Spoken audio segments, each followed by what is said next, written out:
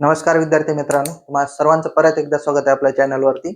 आणि आज आपली पाचवी रिएक्शन असणार आहे ऍसिड सोबतची. ती असणार आहे मेटल बायकार्बोनेट सोबत. ठीक आहे, तर ही शेवटची रिएक्शन असणार आहे जी ऍसिडची आपण रिएक्शन पाहत होतो त्याच्यामधली शेवटची रिएक्शन आहे. त्याच्यानंतर आपल्याला बेसच्या काही छोट्याशा एक रिएक्शन आहे तिला आपल्याला पाहायचं आहे. ठीक आहे, बघा 5th नंबर लास्ट वाली रिएक्शन आपली, reaction of acid with metal bicarbonates. ठीक आहे, आता लास्ट लेक्चर मध्ये आपण पाहिलं होतं की ऍसिडची रिएक्शन पण कोणासोबत, मेटल कार्बोनेट सोबत. आणि इथं कोणाला त्याचा सक्का भाऊच आहे, त्याला आपण मेटल बायकार्बोनेट्स म्हणतो. बरोबर आहे. तर मग आता फरक काय बघा, जे मेटल बायकार्बोनेट्स असतात ते आधी समजून घेऊया आपण. मेटल बायकार्बोनेट्स बघा, जे मेटल बायकार्बोनेट जसं कार्बोनेट होता त्याच्यामध्ये आपण काय म्हटलं होतो, आपण जर फक्त CO3 त्याच्यावर 2 निगेटिव्ह चार्ज, त्याला आपण कार्बोनेट म्हणलो होतो. पण बायकार्बोनेट असा असतो ज्याच्यापाशी HCO3 आणि त्याच्या डोक्यावर फक्त एक चार्ज असतो, त्याला आपण काय म्हणतो, आपण बायकार्बोनेट म्हणत असतो. ठीक आहे,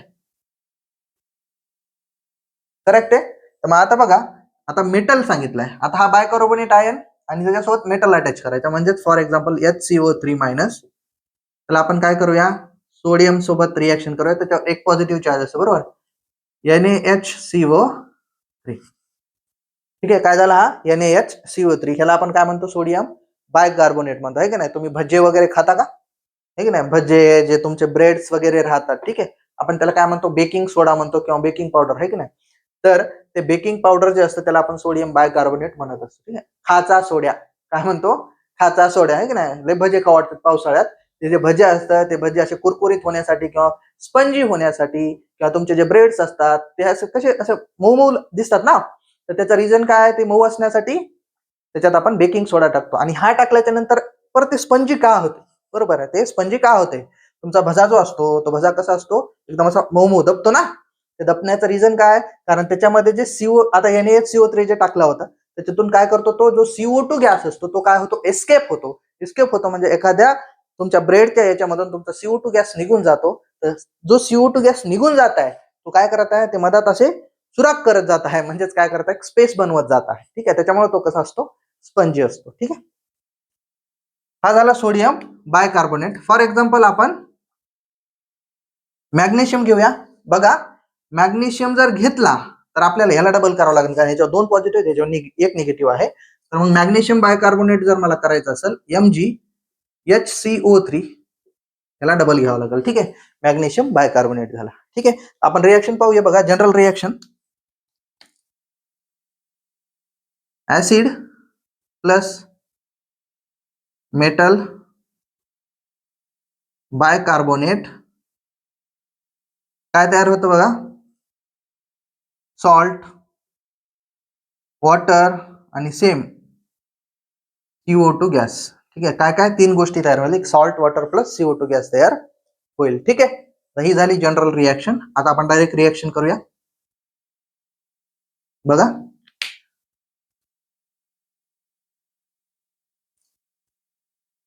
तुमचा ऍसिड घेऊ आपण, एक HCl घेऊ, पुन्हा NaHCO3 तुमचं सोडियम बायकार्बोनेट.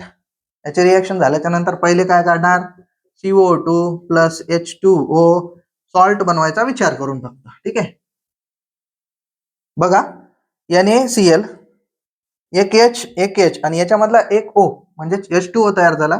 आणि Na ची पॉझिटिव्ह एक चार्ज असतो Na वर, आणि Cl वर एक निगेटिव्ह असतो, म्हणजे तयार काय होईल तुला, NaCl तयार होईल. ठीक आहे, salt, water plus CO2 gas. ठीक आहे, अजून असंच आपण काय करूया, H2SO पर हा दुसरा वेगळा ऍसिड घेऊया, NaHCO3. याची जर रिएक्शन केली तर बघा, पहिल्या सगळ्यात काय करणार, CO2 गॅस रिलीज करणार, वॉटर काढा. ठीक आहे, वॉटर साठी काय 2 H होते, एक O होतं, बरोबर आहे. पण आता बघा, इथं थोडंसं कन्फ्युजन होते. Na जो असतो त्याच्यावर एक पॉझिटिव्ह चार्ज असतो, बरोबर आहे, आणि जो तुमचा SO4 आहे त्याच्यावर 2 निगेटिव्ह चार्ज आहेत, बरोबर आहे. म्हणजे याचा अर्थ आपल्याला जे पॉझिटिव्ह कमी आहे त्याला काय करावं लागेल, डबल घ्यावं लागेल. मग जर ह्याला डबल घेतलं तर हे पण डबल होतं आणि हे पण डबल होतं, म्हणजे 2 H आणि 2 O इथले, आणि इथले परत 2 H. काय 2 वॉटर मॉलिक्युल्स 2 CO2 म्हणजे जे सिंगल सिंगल काढताय तुम्ही त्याला डबल करायचं बस तेवढंच. आणि तुमचा काय होईल दुसरा सोडियम सल्फेट तयार होईल, त्याला आपण सॉल्ट म्हणतो. ठीक आहे, तर ही होती रिॲक्शन मेटल बायकार्बोनेट सोबतची, कुणाची? ऍसिडची. ठीक आहे, तर या होत्या ऍसिडच्या रिॲक्शन. एक 2 मिनिटांमध्ये आपण काय करूया, काय काय आपण शिकलेलं आहे त्याचे आपण पाहूया. ठीक आहे, एक रिकॅप करू.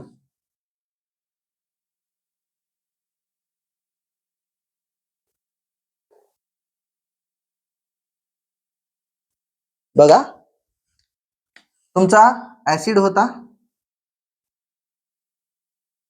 आणि ऍसिडचे आपण रिॲक्शन केलं, बरोबर आहे. जवळपास 5 रिॲक्शन केलेले आहेत. ठीक आहे, सगळ्यात पहिली जी रिॲक्शन केली ती कोणासोबत केली? बेस सोबत केली. तिथं प्रोडक्ट काय भेटला? सॉल्ट प्लस वॉटर भेटला. ठीक आहे, त्याच्यानंतर दुसरी रिॲक्शन कोणासोबत केली? मेटल सोबत केली.